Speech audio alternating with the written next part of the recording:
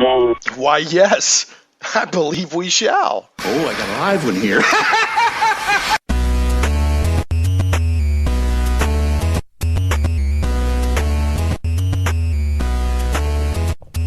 Live from Little Rock, it's Shane Plays Radio, Geek Talk Radio, a journey into the things we love. I'm your host, Shane Stacks. Thanks so much for joining me, whether you're listening live over the air, 96.5 FM, The Answer out of Little Rock in Central Arkansas, or if you're listening online via the 96.5 FM, theanswer.com website, the live stream there, or if you're listening via podcast after the fact, or via Krypton Radio. We always run a week delayed on Krypton Radio. KryptonRadio.com is SciFi for your Wi-Fi, no matter how you're listening. So glad to have you. Thanks for being here today with me. Like I said, whether you're listening in live or whether you're listening in via the podcast or some other delayed method. And if I know I promoted this on Facebook, if anybody from the the Arkansas Pokemon Spotters group or the Central Arkansas Pokemon League group are listening, give you guys a shout out. Hope you're having fun out there playing some Pokemon Go. So got a great show for you today. Run through some notes, and then we got a couple of guests from Turbine Games. We're going to do a news segment, and then we're going to be talking with Turbine Games representatives Johnny Wood and Jerry Snook about their MMORPGs, the Lord of the Rings Online and Dungeons and Dragons Online. They'll also be joining us for the news segment. Hey, Johnny and Jerry, are you there with me? I am indeed. How you guys doing? Doing good. I think we just lost Johnny. Hopefully he'll call back in. But Jerry, thanks for joining us. I saw Johnny was on the line and he just dropped off. But thanks for being here. Like I said, we're going to do a news segment, which you're no problem. Yeah, you're welcome to participate in. And then, we'll also be talking for the majority of the show about what you guys are doing at Turbine Games. Yeah, it looks like Johnny's calling back in right now. So anyway, I'm going to throw out some show notes real quick. Remember, folks, this is live Geek Talk Radio. It's just like politics or sports or religious talk radio, but it's Geek Talk Radio, and it's live. So you can call 501-823-0965. That's 501-823-0965. That number is good no matter where you're at. If you're local or not local or wherever, you can call that number. And you can also tweet me at Shane Plays. That's ShanePlays. ShanePlays. .com. It's just Shane Plays at Twitter, and I monitor that as well. So you can either call 501-823-0965 or you can tweet me at Shane Plays. Also, up on ShanePlays.com, right now there's show notes for the show. So for the news items and also for my guests, there's plenty of links and all kinds of goodness there if you want to know more about what we're talking about during the show. And as mentioned a while ago, we do go out as a podcast. Usually a couple of days after the show, and that'll go out on my blog at shaneplays.com, iTunes, Google Play Music, Stitcher, and other fine podcast directories. I think, GL, are you having trouble getting Johnny on? I see him okay. Hey, Johnny, are you with us, buddy?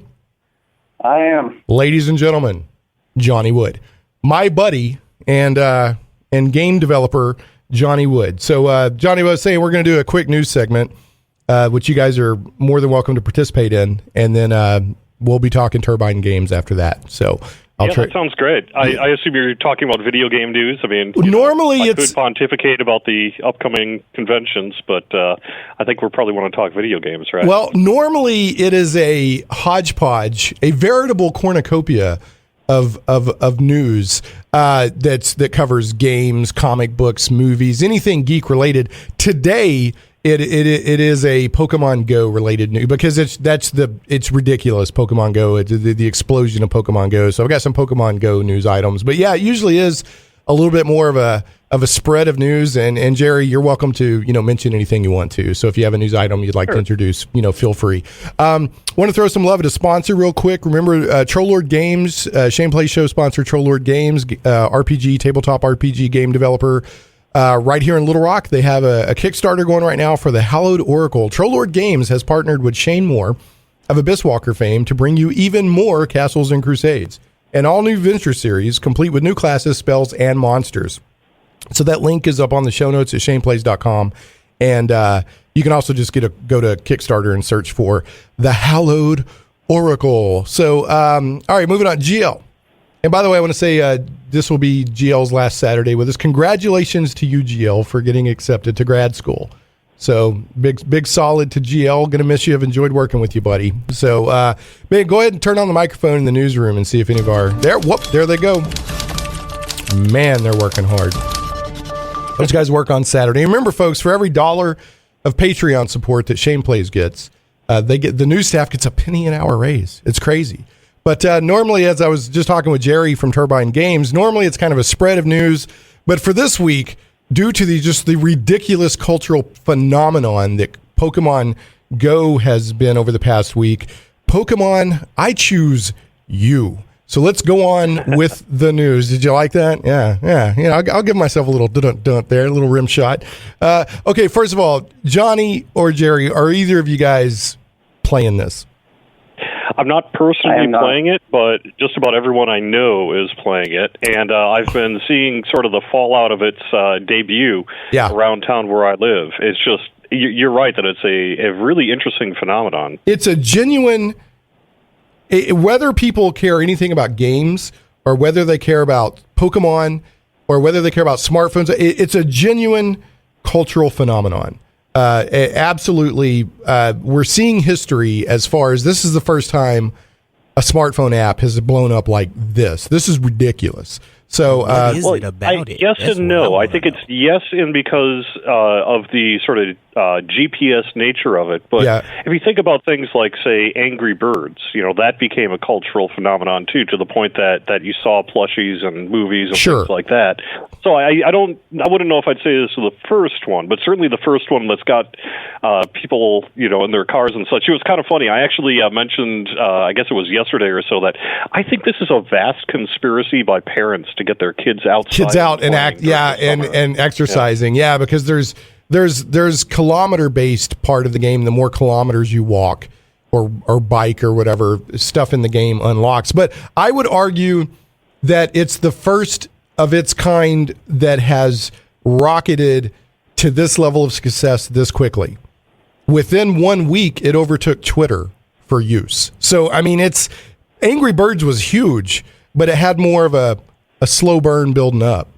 You know, but this has just been redonkulous. I mean, you can find videos like in New York City or Santa Monica Pier of hundreds of people charging to try. I mean, it's just absolutely ridiculous. And I've got some news items here. And you did mention, Jerry, the GPS nature of it brings a new dynamic. So it's interacting the app with the real world more than Angry Birds did, even though Angry Birds was a smashing success.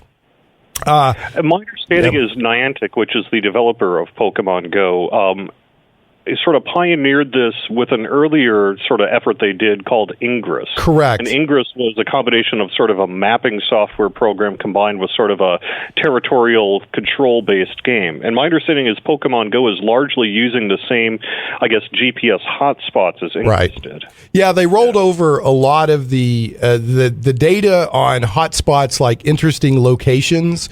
For example, a lot of churches, monuments, statues, game shops, different things are locations in the game. And a lot of that came from the data that they collected through Ingress. But like, you know, I know you mentioned that you're not playing it, Johnny. Jerry, you said a lot of the people that you know are. I would say, and I work with, all post-college level adults, I would say 80% of the people in my area are playing this game right now, you know, where I work. I agree. I think everyone I know is playing the game but me, and it's probably just a matter of time before I start.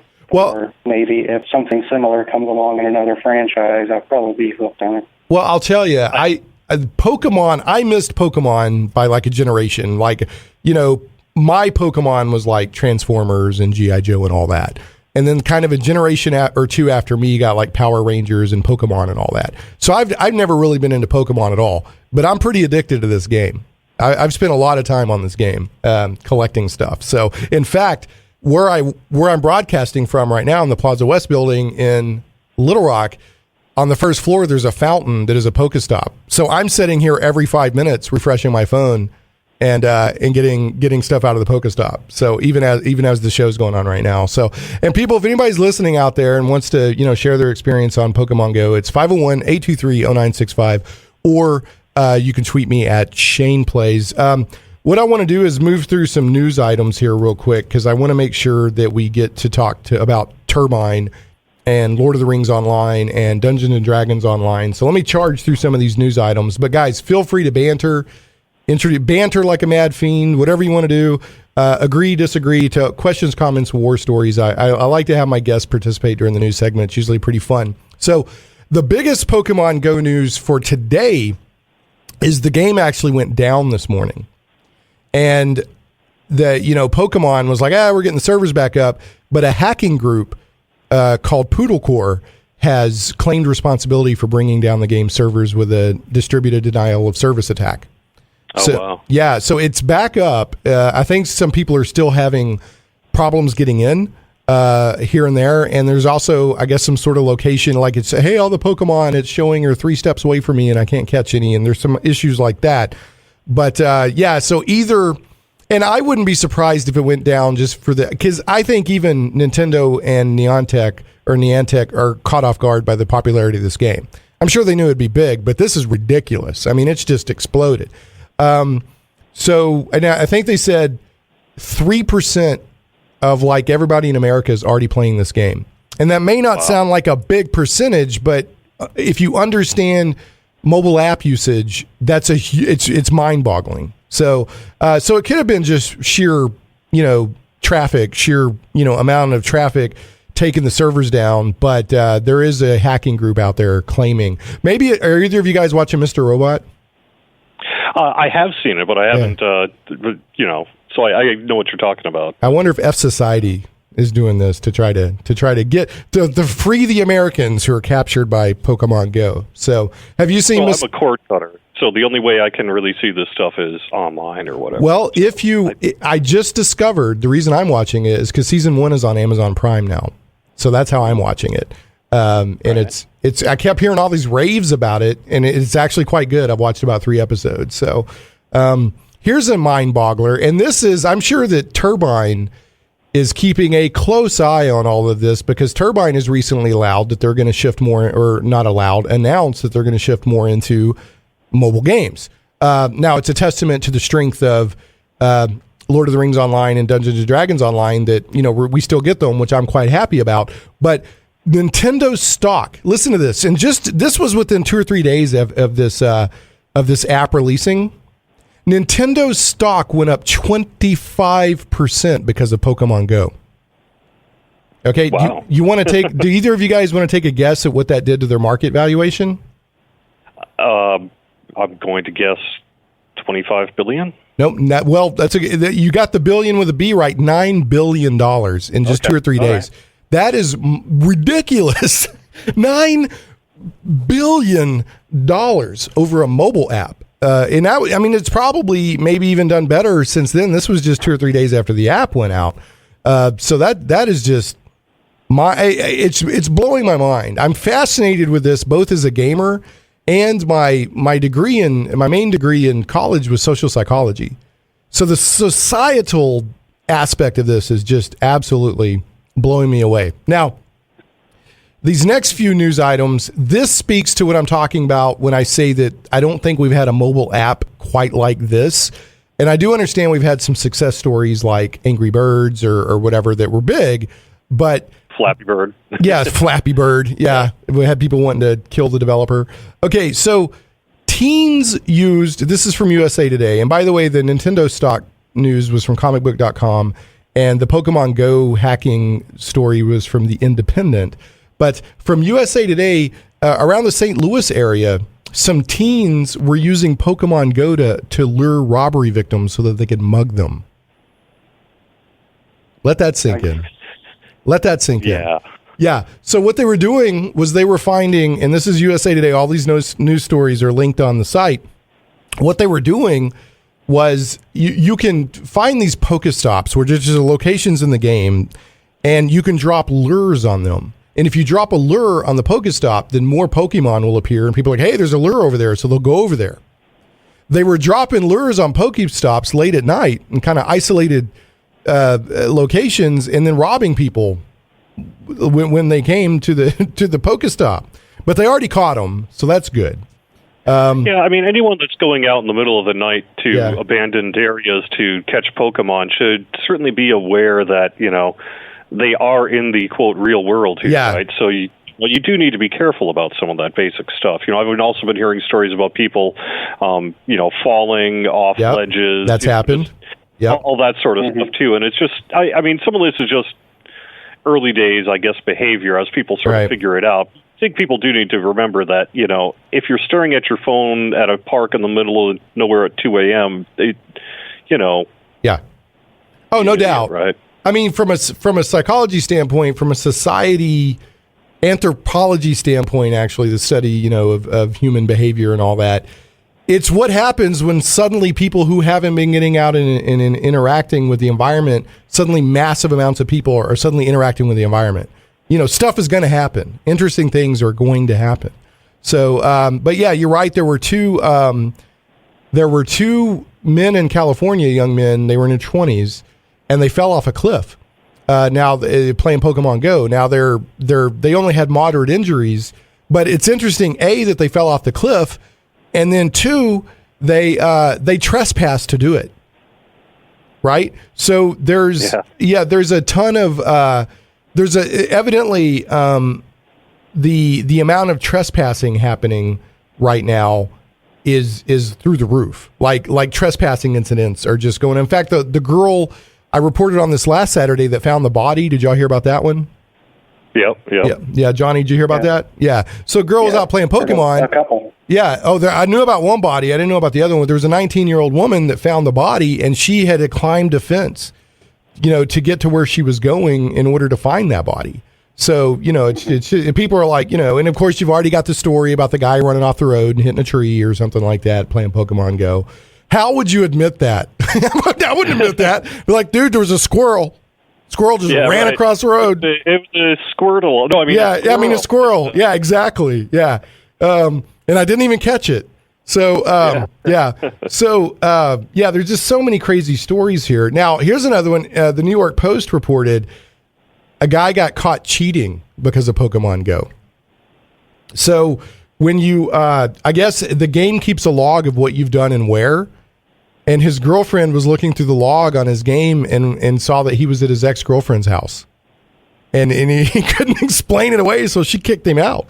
So, and it's just fascinating, the things that are happening. That story is a courtesy of the New York Post. Now, I've got a couple of... Actually, let me interrupt you just real quick, if that's all right. Though. Yeah, go ahead. There's a positive side to this as well. I heard, for example, yesterday at one of the Massachusetts area children's hospitals, there was a bunch of Pokemon Go players who went into the hospital and dropped a bunch of lures for kids that, were stuck inside of the hospital beds, things like that, so that they could catch Pokemon while they were in the hospital, that sort of thing. It's easy to point to the negative stuff, but there's some positive stuff going on as well, up to and including, getting kids out of the house. Yeah, there are definitely positive. I've got a couple of positive stories, but absolutely. I've seen some very clever. A lot of businesses are benefiting. They're saying, if they're a Pokestop, they're like, hey, come in, and if you catch a Pokemon while you're here, we'll give you a discount. So some businesses are seeing increased business. You've got stuff like I've seen more than one incidence of people saying, hey, drop lures at the children's hospitals. And gamers are pretty good about charity. You have the, I can't remember the name of it off the top of my head, but there's Child's Play. Yeah, Child's Play and that sort of thing. So there's a lot of charity in the hearts of gamers. And then, you have people, of course, that are getting more active. I've heard stories of people with PTSD praising the game because it's the first time they've been out in a long time interacting with other people and haven't felt anxiety. And then I've seen some animal shelters saying, hey, come walk our animals. And then also, you get the credit for walking and build up your kilometers so you can hatch your eggs and stuff like that. So there's a lot of cool stuff coming out of it. There's people coming out of their shell and encouraging people to get out and get exercise. So yeah, it's not all negative. But it just... And just to sort of bring it to Turbine for a second, I don't know if you're aware of this, but we launched Batman Arkham Underworld this week. It's our very first iOS game. Okay, cool. Batman. I knew it was coming, but I wasn't aware it was out yet. Well, it had been out in various territories, but it launched in the United States this week. Okay. And you can find out more about it at ArkhamUnderworld.com. But, for example, that hit the App Store this week at the same time that, a lot of the cultural zeitgeist is right. a lot of people in the App Store. So, for example, the success of Pokemon Go will likely have bring increased success to other app developers in the game field as well, as people go into the store and see right. ads or things for all these other things. So, on the one hand, it's tough to launch at the same time you have a big thing like this. But on the other hand, it also has a very positive side. Well, a rising tide lifts all boats, right? Right. Right. Yeah. I mean, this is proving the power of mobile games. Now, I love desktop games and console games and tabletop games. I don't want mobile games to completely replace one or the other. I think it's a both and, not an either or. So if there's even, if there's an increasing ability to play engaging games on my phone, I'm totally happy with that. So, but let me, I'm going to run through a couple more quick news items here, and then we're going to take a break and come back and talk about Turbine, because I want to make sure to give you guys plenty of time to talk about what's going on, with Turbine and the games you work on and that sort of thing. So here's kind of and I don't blame Pokemon Go for this story. You're going to have, when you have this many people interacting in a quote-unquote real-world game, there's going to be stuff happens that nobody anticipates. But the Holocaust Museum in Washington, D.C. is asking people to stop playing Pokemon in the museum due to the serious nature of what the museum represents, of what the Holocaust represents. And they also had an unfortunate incident where there's a type of Pokemon, and this story is from Washington Post. It's linked on my show notes at shaneplays.com, that emits gas. There was a picture of it taken near a memorial to people that died in the gas chambers. So there's going to be some, give and take while Niantic kind of figures out, they may make some no-go zones or remove. I think people are asking, hey, can we be removed? Because most businesses want to be a Pokestop, but not every business or institution may want to be. So I'm sure they'll figure that out. I had another news story I'm going to skip just for time, and I'll finish on, this is kind of a neat story. I guess it could be inspiring. A man in New Zealand, did you hear about this? This guy quit his job so he could become a full-time Pokemon hunter. Did y'all hear about this? Does it? Yeah. So, but there's more of a story to it. Of course, the headline doesn't give you the full story, right? So he basically is using it as a way to encourage him to travel all over New Zealand and see all of the areas of New Zealand. And while he's doing it, he's catching Pokemon. The one thing I'm like, dude, grow up, get to real life, is he's 24 years old, which is fine. I mean, I'm not saying it's bad to be 24, but he said, I've been working for 6 years and I'm desperate for a break. I'm like, 6 whole years, huh? Wow. Yeah, right. Man, you better go catch some Pokemon. So anyway, all right, we're going to, you guys have anything else you want to say about Pokemon Go before we go to a break? Well, the only thing I'd say is that if people don't know, the core reason this is being done somewhat differently, but one of the things that's being done with this is it collates GPS data. So Google Maps, other mapping programs will use this information to figure out how people best get places.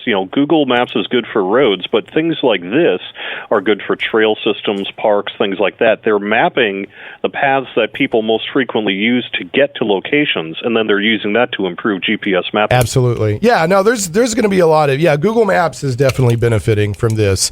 So there's financial benefit. I've heard anywhere up to $5 million a day that Nintendo's making. I don't know if that's accurate or not, but it's at least $1 million a day. And there's information like you just mentioned that's also being collected. So, and some people are like, oh, it's a conspiracy, I'm like, whatever. I don't think there's anything nefarious, even though people might find ways to use it nefariously. We're going to cut to a break. When we come back, we're going to be talking to Johnny and Jerry from Turbine Games about Lord of the Rings Online and Dungeons and Dragons Online right here on Shane Plays Radio, a journey into the things we love.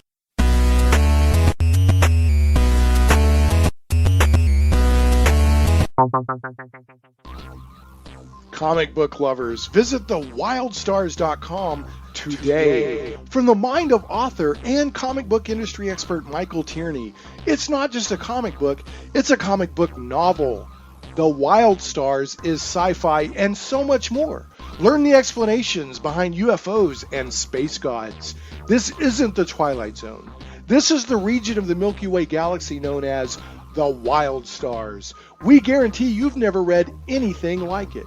The complete comic book novel took 20 years to tell, with one reviewer noting, the story of the Wild Stars stretches ambitiously across space and time, from small-town murders to the destruction of planets, with every event given multiple layers of meaning.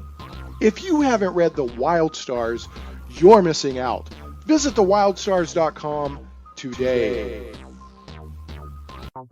MegaWars.net. The classic online space strategy game has returned, bigger and better than ever before. Scout the universe and claim your empire. Construct, customize, and launch dozens of different starships. Battle thousands of opponents online in a team-based competition leading to the ultimate Battle of the Galaxies. Grab your slot today for the only online game where tactics and strategy still reign supreme. Visit MegaWars.net and get options only available in our special pre-sales previews running now. MegaWars.net. The die is cast. Plunge into worlds of fantastic adventure where dragons lie and the undead stalk the shades of your mind's imagines.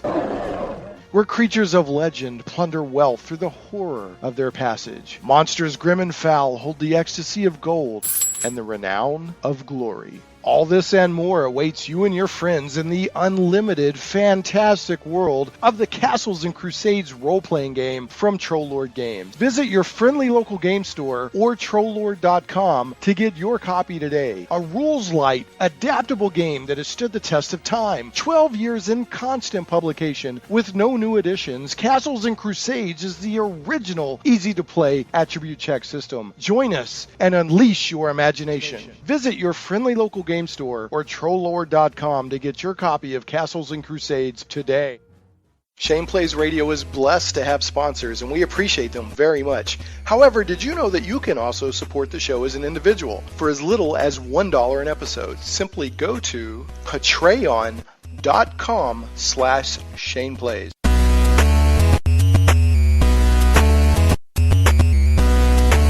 Hey, welcome back to Shane Plays Geek Talk Radio, a journey into things we love. I'm your host, Shane Stacks. Remember, you can always call in at 501-823-0965. This is live talk radio, if you're listening live and not on the podcast version or on Krypton Radio. And you can also tweet me at Shane Plays, ShanePlays. And don't forget, everything we're talking about is on the show notes at shaneplays.com. And speaking of the Twitter, I had a tweet from MegReader2003 that said the cheating story is false. The story that I shared before the break about the New York Post reporting that a man had been caught cheating via Pokémon Go. Said the cheating story is false. I know the person who wrote the Facebook post that the reporter never verified the story. So according to MegReader2003, it's false. So thank you, MegReader2003, for tweeting me. All right, we're joined by Johnny Wood and Jerry Snook from Turbine Games, and we're going to be talking for the rest of the show about their MMORPGs, Lord of the Rings Online and Dungeons & Dragons Online. First, now, Johnny, I'm going to let you introduce yourself. You've been on the show before. Thanks for coming back on, and we've known each other forever, since back in high school. The first time I ever played Pool of Radiance was in your bedroom, and my head exploded. And so glad to have you back on. Now, you're a software engineer at Turbine Games, correct? Correct. Okay, so what do you... go ahead. I was just going to say I've been with Turbine Games for coming up on 8 years now. I'm a software engineer on the Lord of the Rings Online. Okay, so as a software engineer, what do you do? Now, I know used to you dealt a lot with the audio system, which was actually pretty complex. But what are your kind of responsibilities now? So the audio work, that was early days at Turbine, and more so now I work on systems programming for Lord of the Rings Online and just recently Dungeons & Dragons. So like right now what I'm working on is finishing work up on a system called Stable Master Collection UI, which is something we just released last week, but unfortunately due to a problem delivering one file to our players. No one can really use the system right now. So bummer. We will be patching that on Monday. Okay, cool. Yeah, I recently patched, and now you and I, and I had some other friends too. We had a group there for quite a while. We played a lot of LOTRO. And I went in recently and patched, and I've been running around and checking everything out. The game still looks great. It looks like a lot of fun. I was running around Moria recently. And now, Jerry, you're the community manager for Dungeons & Dragons Online, correct? And also Lord of the Rings Online. Okay, so you're wearing as well. You're covering both. I'm wearing two hats, and basically the community manager is the interface between the development team and the community. So on the one side, it's my job to know, quote, what players are thinking and saying and doing to help inform the development process, and then also I translate the development process to the community. So I'm the guy in the forums announcing downtime, posting release notes, saying a little bit what's coming up. I do live streams, I do Facebook, Twitter. I'm in charge of the websites and social media, that kind of thing. Wow. Okay. So you hardly do anything. Good grief. Yeah. Yeah. Well, it's not a formal marketing job. It's a community job. A lot of people tend to confuse that a little bit. I'm not selling the game to the public. What I'm doing is people who are already in our game, playing our game, they have wants and needs. Hey, we need a new raid. Hey, we want you to do this or fix this bug, or we want you to work on this. And it's my job to advocate for those things in the development process. Okay, so let me ask you this, and I'm not trying to get you in trouble or anything like that, so feel free to plead the fifth.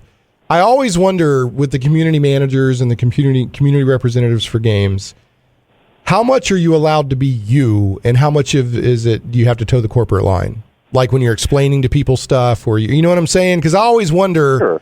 Is this person even allowed to tell me the real deal? So, I mean, what? And I'm not trying to get you into trouble. So if you don't want to talk about it, that's fine. It's true. Yeah. I mean, I do represent Turbine. So it's important to remember that our Facebook feed for Lord of the Rings Online is not the Jerry Show. If I wanted to give out personal opinions, that's why I've got, my personal Twitter. So when I do post on, say, Twitter, Facebook, things like that, I am representing the company. And so it's important to remember that if you're in a position where you are speaking for the company, that you don't make it about you, but you really do the best you can to say what the company is trying to say as a group.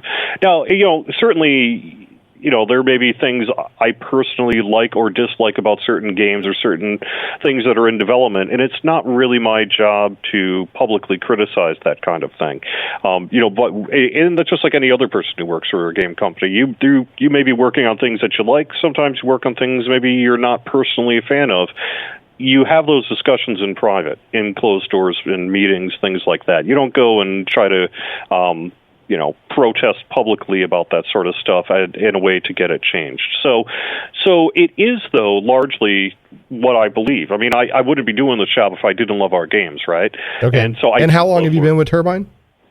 I've been with Turbine for 5.5 years, and I've been a player of Dungeons & Dragons Online since 2006. I actually came from the community to go work for the company. Oh, wow, that's cool. So, Yeah, my history with Turbine, now, of course, back in the day, I played Asheron's Call, and I still have fond memories of Asheron's Call, which is that now, the last time I checked, the servers were still up for that game, or is that game still going? Yep, servers are still up. You can still purchase a $10 account and play basically everything at that point for free from then on. How many? I guess I would say technically I'm also the community manager for Asheron's Call. Now, can you get into numbers? How many people? How active is the user base for Asheron's Call versus LOTRO versus D&D Online right now? We can't really get into the numbers of our populations. There's competitive reasons and other reasons why we just don't talk about how many people are playing our games. Asheron's Call is still going strong, though. I mean, it's strong enough that we still have all the servers running. I think if you look at the games, it makes sense that over the years you start to see a somewhat dwindling audience. Even World of Warcraft is not immune to that, right? So if you were to try to just say which one's bigger, Lord of the Rings is biggest, DDO is next, and Asheron's Call is third. Now DDO's been and Johnny, feel free to jump in on any of this stuff too, because I'm also wanting to ask about. At one time, Turbine was doing a lot of their game engine stuff in-house. Like, they weren't purchasing a lot of like third-party engines and this and that. Y'all were developing most of the stuff for your games in-house. Is that still the case? Yeah, that pretty much was true. I mean, we do use some major third-party tools like Havoc for physics and Kinaps for some of the AI pathing and stuff like that. I don't think that's any secret. We actually put their logos in the credits of our game. Okay. Things like that. But for the most part, we have our own internal scripting language, for instance, and many of the systems we develop internally. Now, what is the advantage to that? I'm not saying there's not an advantage, but how is that an advantage to Turbine in the games you support? Well, I'm not sure it's actually an advantage. It's just that the code for these games, Asheron's Call, Dungeons and Dragons, was built off of Asheron's Call. Lord of the Rings was built off of Dungeons and Dragons. So we have this engine that dates back, close to 20 years ago, and it's constantly. It's not that it's a 20-year-old engine. We are constantly adding to it and improving it, and it just changes with the time. But we can do that with our own code. There may be some cases where it'd be great to just take a new third-party thing and throw it in and gain lots of amazing features that other people have implemented that you didn't have to take a minute to do yourself. Right. Well, is there, I guess, is there, like, are the code bases close enough between, like, and I'm sure Asheron's Call is probably the most different from Lord of the Rings Online and Dungeons and Dragons Online. That's what I'm guessing. But are the code bases similar enough that if somebody was working on, like, LOTRO for a couple of years and they went over to the DDO team that, they're like, okay, I understand what's going on here with all the libraries and this and that, or are they significantly different games technologically? Yeah, I can tell you from experience working on DDO and LOTRO that the code bases are very, very, very similar. Okay. At the engine level, they're almost identical. Okay. Over into the game system area, they're completely different. Okay. Because each game has all of their different aspects. So, okay, very cool. So, and are you allowed to speak to what programming languages you use? Like, I know that in the industry, C++ is very widely used in game development, but I don't know if that's specifically a Turbine or if you're even allowed to discuss that. If you feel comfortable answering that question, there's no problem. I mean, there's no secret about how games are coded, right? So. Okay. Yeah, I mean, as far as I'm not technically enough proficient to really answer this question, but yeah, I know that they use C++ for at least some things, and there's also various like scripting that's done as well. Cool. Okay. So so Asheron's Call came first, still up and going, and then Dungeons and Dragons Online. What year did that launch, Jerry? 2006. And then we went free to play in 2009. And the reason I say that is because DDO really had two starts. We had our formal start in 2006, but then when we went free to play in 2009, we really ushered the free to play revolution in the West. It had been in Asia for some time beforehand, but DDO was really the first massive sort of success in the free to play market in the United States. Right, I remember that. And then Lord of the Rings Online went free to play, and then I know World of Warcraft went free to play. I can't remember how. I mean, but it's pretty obvious that's why World of Warcraft did it, because Dungeons and Dragons Online proved that it could be successful. Right. So did you see? I mean, did the player base stay the same, but the revenues went up? Or did the player base increase? The number of players, I mean, part of the reason all of our competitors started moving in that same direction after, we proved its success is that everything went up. I mean, the number, if you, like I said, I can't talk numbers, but I could tell you that if you look at the numbers from 2006 to today, there's this massive cliff that takes place in 2009. And that's because one of the biggest roadblocks to a massively multiplayer online game like Dungeons & Dragons Online, Lord of the Rings, World of Warcraft, etc., is that you used to have to pay $10, maybe $15 a month to play these games.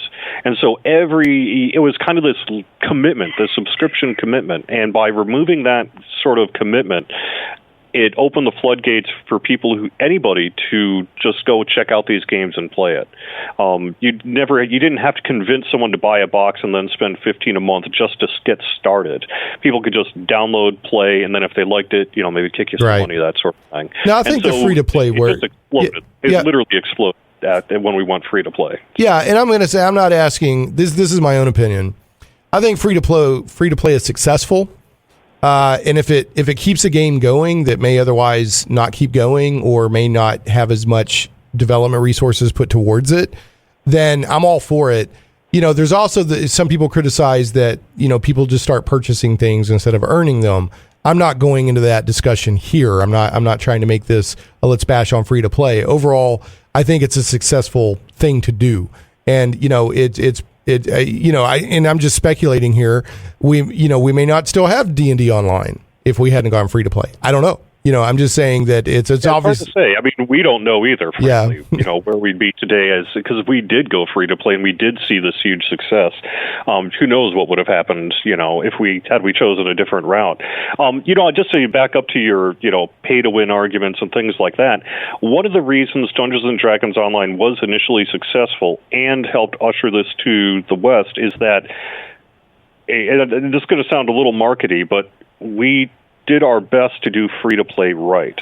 And I think that it was the fact that not only were we able to prove the free-to-play model, but we were also able to do it in a way that was acceptable to the Western MMO player base that really ushered in that success. Because if we had just done a straight copy-paste from, say, some of the Asian MMOs, which were, potentially what you might call more pay-to-win, I don't know if we would have seen that acceptance that we did see. And so you have to tread a very careful line between doing it, quote, right, in a way that's financially able to keep the game going, but also in a way that you still allow people to have challenges and accomplishments and all the rest. Cool. Okay. What we're going to do is I'm going to throw some love at a sponsor, take a quick break. When we come back, I want both of you, I want Johnny and Jerry, both of you to explain if somebody's never played one of these games or if they played years ago but haven't been back, why do they want to come back? Why come play D&D online or LOTRO over like a single player game or like a competitor's game or something like that? So let's talk a little bit about that after the break.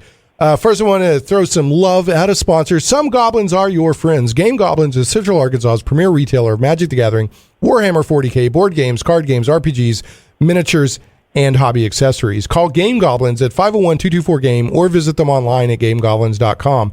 And they are having a Pokémon Go related event today. So go over there and check them out. Conveniently located 1121 South Bowman, right on the corner of Bowman and Canis in West Little Rock, and staffed by friendly employees, Game Goblins has expanded their store size, and there's plenty of room for exciting inventory and tables for play space. For all your gaming needs, I heartily recommend Game Goblins. Make sure to check out their customer loyalty program that rewards you based on your actual purchases. Game Goblins earns your business and keeps it. First-time customers, mention Shane Plays and receive $10 off your purchase of $50 or more. Call Game Goblins at 501-224-GAME or visit them online at gamegoblins.com. Tell them Shane Plays sent you.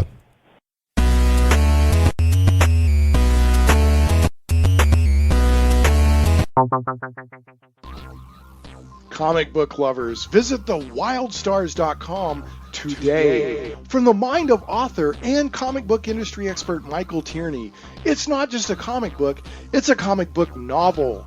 The Wild Stars is sci-fi and so much more. Learn the explanations behind UFOs and space gods. This isn't the Twilight Zone. This is the region of the Milky Way galaxy known as the Wild Stars. We guarantee you've never read anything like it.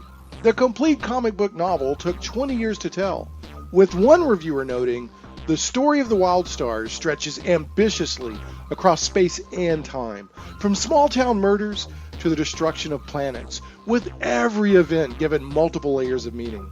If you haven't read The Wild Stars, you're missing out. Visit thewildstars.com today.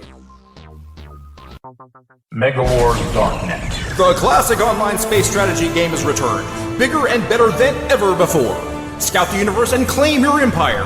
Construct, customize, and launch dozens of different starships. Battle thousands of opponents online in a team-based competition leading to the ultimate Battle of the Galaxies. Grab your slot today for the only online game where tactics and strategy still reign supreme. Visit megawars.net and get options only available in our special pre-sales previews running now. megawars.net. The die is cast. Plunge into worlds of fantastic adventure where dragons lie and the undead stalk the shades of your mind's imagines. Where creatures of legend plunder wealth through the horror of their passage. Monsters grim and foul hold the ecstasy of gold and the renown of glory. All this and more awaits you and your friends in the unlimited, fantastic world of the Castles and Crusades role-playing game from Trollord Games. Visit your friendly local game store or Trollord.com to get your copy today. A rules-light, adaptable game that has stood the test of time. 12 years in constant publication with no new additions, Castles and Crusades is the original, easy-to-play attribute check system. Join us and unleash your imagination. Visit your friendly local game store or Trollord.com to get your copy of Castles and Crusades today. Shane Plays Radio is blessed to have sponsors, and we appreciate them very much. However, did you know that you can also support the show as an individual for as little as $1 an episode? Simply go to patreon.com/ShanePlays.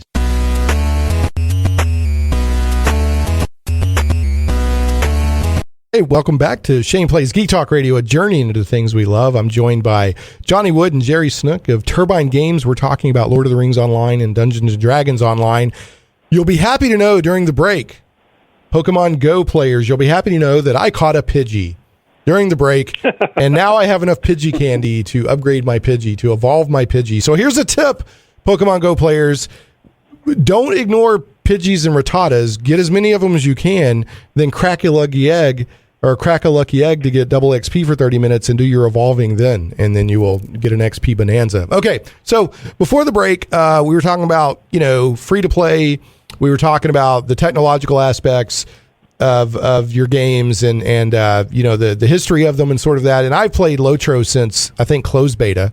I remember going to Best Buy to pick up, I had pre-ordered, I got the box copy the day of, and I had extra stuff because I had been in the closed beta and all that stuff, and I played for years. And Johnny and I kind of reconnected. We're old high school buddies, and it wasn't just because of LOTRO, but that's when we started hanging out again. So there's always the social aspect of role-playing or of online role-playing games. But Johnny, I want you to kind of talk to us a little bit. Why should somebody play Lord of the Rings Online if they've never played it or never played an MMO? What's the appeal to Lord of the Rings Online, and what's cool about it? Well, if you're familiar at all with the Lord of the Rings and you're a fan of the story or a fan of the movies or whatever, this is just completely worth playing. The game is absolutely beautiful, and especially recently with some of our latest content, it is so epic that, some amazing stuff is going on in the game right now. So if you've ever wanted to march across the fields of Pelennor towards Minas Tirith, then, you can do that kind of thing now, and it's just amazing. Well, it is one of the things that impressed me. Now, the books or the games are licensed from the books, not the movies, right? So you're not going to see the actors' likenesses. It's purely in the lore of the books. And dude, that's absolutely correct. Yeah. Yeah, we've had so much fun running around the Barrow Downs and the Shire. And I remember the first time I went up Weathertop, I was blown away. Just been to Moria. We've been to Lothlorien. Rivendell is the first time you see Rivendell, you get blown away. But there's little touches that unless you've read the books, you're not going to pick up on. But it shows the understanding of the developers of the lore. In the Shire, there's a scene at the beginning of Fellowship of the Ring where there's a Nazgul or something like that, and somebody starts ringing an alarm in the Shire, and a cloak gets left behind on a doorstep. And in the game, you see that cloak. The game doesn't make it a quest. It's just one of the art assets. And unless you understand, and unless you've read the books, you won't pick up on that. So there's wonderful little details like that in there, and the game keeps progressing. And I think the next big update is people are probably going to be going into Moria. Is that correct? Is that a likely update sometime in the future? You mean Mordor? I think you mean Mordor. Mordor, yeah, not Moria. Yeah, Mordor. Yeah, I mean, that's because now, yeah, I mean, you can go to Minas Tirith, you can fight the Battle of Pelennor Field, so the next logical step is Mordor, right? They're both dark. I think one's it's inevitable. physically dark, one's mentally dark. Yeah. Right? Yeah, there we go. Okay. Well, we've got about 3 or 4 minutes left. Jerry, tell us why do people want to play D&D online? And one, because obviously there's the tabletop version, and two, there's a competitor MMO out there. So what's unique and super cool about D&D online? D&D Online is a very classic D&D experience. We see a lot of players who used to play a lot of tabletop games. Maybe they've moved on, they've become parents, dads, moms, geographically split from their gaming group, who get together on a regular basis and have a very classic dungeon crawl experience as a group together. We hear often from people who say, "Man, it's just like I'm sitting at the gaming table again." We've worked really hard to provide that. We are also a little different from some of our competitors in that we are a heavily instanced MMO. You do a lot of dungeon crawling, a lot of adventures, things like that. Whereas Lord of the Rings tends to have large open landscapes where you're running around in, we tend to be a little more focused on individual adventures, modules, as you might call it if you're familiar with D&D. We also have a very, very deep, that now is 10 years deep, character creation and enhancement system. So you can play... I made a ranger today. I mean, there are literally billions of combinations. If you can imagine it, you can pretty much do it in DDO. And everything from your classic fighter barbarian type to the life bard. Have you ever wanted to be a swim-based cleric? Guess what? You can. There's all sorts of stuff like that. And that, I think, has... Well, I saw the arcane archer today. I was playing with the ranger types, and there was an arcane archer and some other stuff. So I was like, ooh, that was exciting. But I think that is really what has kept DDO going for as long as it has, is our extremely deep character customization, perhaps deepest of any MMO. We also have a very action-oriented combat system that has been, we often hear is, our own community will say it's the best combat system of any MMO. Wow. So, yeah, Johnny's explained to me, he's explained to me some of the mathematics involved, like even the arc of a weapon can impact what's happening. So which was fascinating to me. So I've got to wrap us up. Guys, thanks so much for being on. People, go to shaneplays.com. There's links to these games, or you can go to LOTRO.com, DDO.com. Download these games for free and check them out. And guys, to our brand new mobile app as well. Please check out Arkham Underworld if you have an iOS device and are interested in a Batman game. Super cool. Well, guys, thanks for coming on. I really appreciate it. And Jerry, I've enjoyed, I've known Johnny for years. I've enjoyed getting to meet and talk with you, so I really appreciate that. Next week, we're going to be talking with Project Small Access, which is putting pressure on CBS to try to revise these draconian Star Trek fan film guidelines. And here's the quote. I dug up a quote for this week. "You must stay drunk on writing, so reality cannot destroy you," by Ray Bradbury. We'll see you next time on Shane Plays Geek Talk Radio. Thanks, Jerry and Johnny. You are looking at Mr. Ray Bradbury, distinguished science fiction author of Fahrenheit 451 and The Martian Chronicles, who has said, by the year 2001, man will travel about in pneumatic people tubes, his television wall to wall, and most incredible of all, his Sunsweet pitted prunes carried in tiny mini packs. Hold it! What's going on here?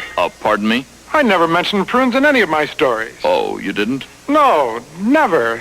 I'm sorry to be so candid. No, they're not candied, but pretty sweet all the same. The prune of tomorrow, available now. They're still rather badly wrinkled, though. Sunsweet's wrinkle technicians will one day conquer that too. Sunsweet marches on. I never mentioned prunes in any of my stories. What are these people trying to pull? Shane Plays Radio is blessed to have sponsors, and we appreciate them very much. However, did you know that you can also support the show as an individual for as little as $1 an episode? Simply go to patreon.com/ShanePlays.